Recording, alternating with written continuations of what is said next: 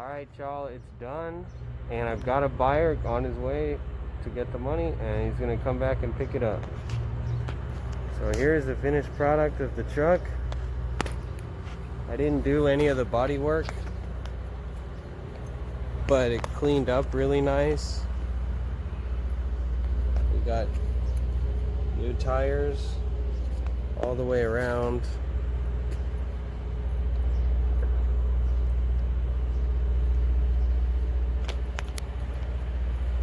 Actually looks really good. Got a lot of that mud off.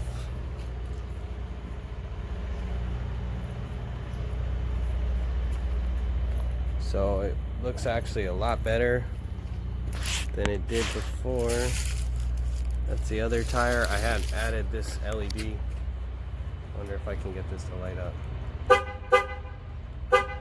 No. Anyways, yeah, it's got a few little scratches and scrapes, but overall, all the duct tape, that's all gone. The window's been replaced. It works. So it's not perfect, but came a long way from when I first got it. There's a look at the interior. Everything's put together. The plastic over there was missing. It's been detailed. And yeah.